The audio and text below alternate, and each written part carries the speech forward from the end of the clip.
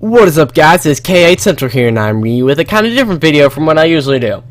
I'm going to be doing these once a week. I'm going to be going over one game a week. And this week, I'm going to be talking about the development history of the original Kingdom Hearts. So, yeah, without further ado, let's get started. Like I said, one of these games a week. Next we'll do Chain of Memories, Kingdom Hearts 2, and so on and so forth. Yeah, again, without further ado, let's get started. The idea of Kingdom Hearts began with a discussion with Shinji Hashimoto and Hironobu Sakaguchi about Super Mario 64. They were planning a game to have a free roaming abilities like in the game and in 3 dimensions, but they said that the only thing that could rival characters in a Mario game would be Disney characters. And Tetsuya Nomura overheard the conversation, and he thought the idea was kind of cool.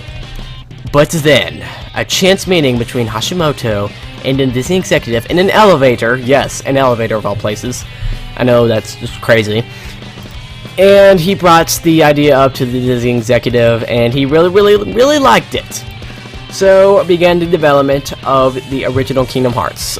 So, the development began in February of 2000, and it was originally supposed to be very focused on gameplay rather than story, because they didn't want an overcomplicated story that would just boggle the minds of Disney's target audience, and they just didn't want to boggle their minds, and blah, blah, blah.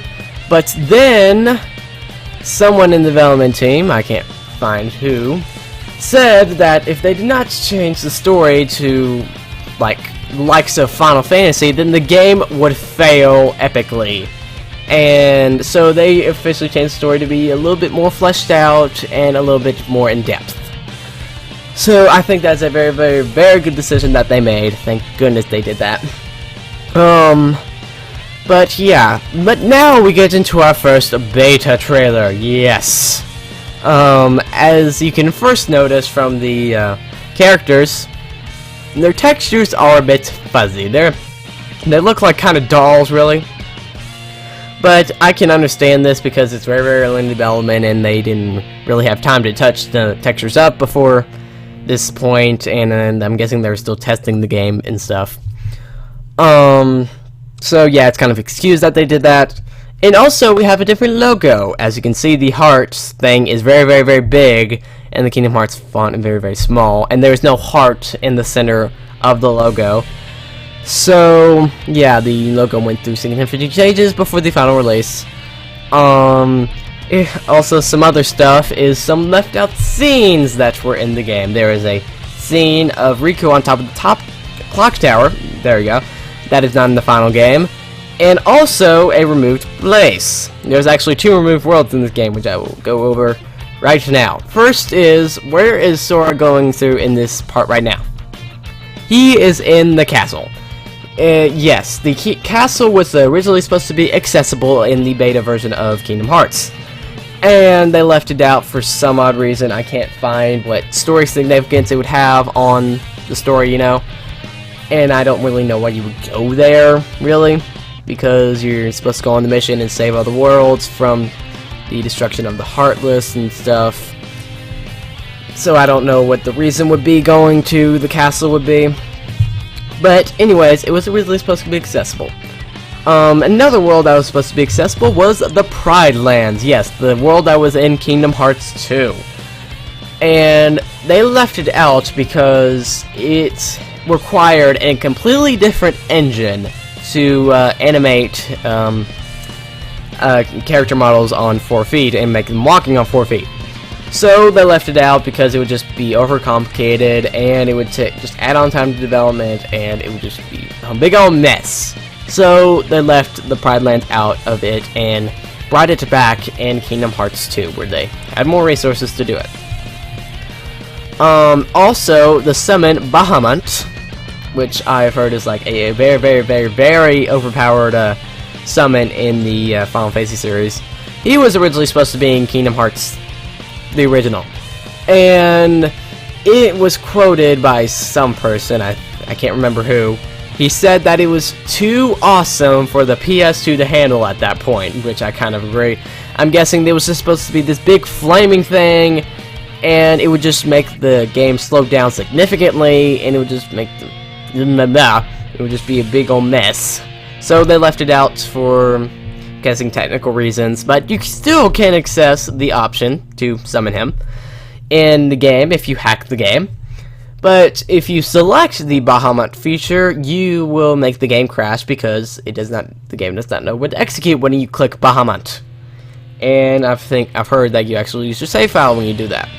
So don't go do that, kids. Don't go do that. That will ruin your game. Let's go into the original design of Sora, which I'm going to display on the screen right now. So as you can see at first glance, Sora is this kind of lion creature thing. Odd. He has a tail, he has claws, and it was just all out weird. I have no idea what Tetsuya Nomura was doing with this design. I had no idea where he was going to go with it. But he's Tetsuya Nomura. Do not question him. So we can see that he is some sort of lion creature. I've not looked up the reason why he's that thing. I'm guessing that was when the story was more simple and stuff. And also, what is the weapon he is wielding in his hands? Well, here is the thing that's going to be talking about it. The original weapon in the game was not supposed to be a Keyblade, but a chainsaw, as you can see in the design of it. And that would be freaking 100 times awesome than a Keyblade. I have no idea why they left it out. I'm guessing it's because of the government. They don't want to be over violent and stuff. And I'm guessing it would just not be fun to use. So they replaced it with a Keyblade, but I'm guessing a chainsaw would just be 100 times more awesome than a Keyblade. Why'd you leave that out? That's stupid of you, Tetsuya Nomura. Why did you do that? There's also one little other thing I want to go over. If you can see in the trailer, there are some close-ups of Donald and Goofy in some scenes. And this has led some people to speculate that Donald and Goofy were originally supposed to be playable. You could switch between them in the beta version. Which, I don't think that is true. I'm just thinking that is because the camera just in that game sucks ass. So I'm guessing the camera was still very, very glitchy. So I'm guessing that's why they left. That's what's wrong with it. I'm guessing that's not. You didn't control them. I've not seen gameplay or anyone confirm that that is true. So I can't really confirm that, but I'm just guessing it's just the camera being bitchy. And finally, there are some story things that I want to go over. Originally, the Square Enix team wanted not Donald Duck, Mickey Mouse to be the main character of the game, and Disney wanted Donald Duck to be the main character of the game. And there was disputes about that, but they finally settled on Sora eventually, somehow. And also, in the trailer, you can see some quotes, like a conversation going on, where it says that something about rescuing Sora and Sora's entire existence is going to disappear, and it's just going to be a big trouble for Sora. Which has led some people to speculate that the story was about saving Sora at first instead of Kairi, or whatever, and saving the world from it. And something was going wrong with Sora, and we need to save him. Though we played as him, so I don't really know. I'm guessing there was another quest that the people were going to go on. But, yeah, that's all the information I could dig up about the beta version of Kingdom Hearts 1, the original. I hope you've enjoyed the video. Not much changed from the beta version to the final version, except for some stories, features, and a chainsaw. That's important. Why did they replace it with a chainsaw? Not with a Keyblade. Chainsaw would be 100 times more awesome. Here's what I want them to do. Actually, I just had this idea right now. In Kingdom Hearts 3, make the Keyblade turn into a chainsaw for a Keyblade transformation. That is something that they should do. They should reference that original design and make him wield a chainsaw. That would be freaking awesome. So I want them to do that. Listen to me, Square Enix, when I say, do it. Do it! Yeah, I'm making this video is getting too long. I'm gonna have to end it. Make sure to write down in the comments below some discussion topics that you want me to talk about, and that may feature topic in the next video, may feature channel in that video as well. So make sure you go do that. Make sure to subscribe, come keep like building goals to 1,000 subscribers. So if you want to reach that goal, make sure to subscribe.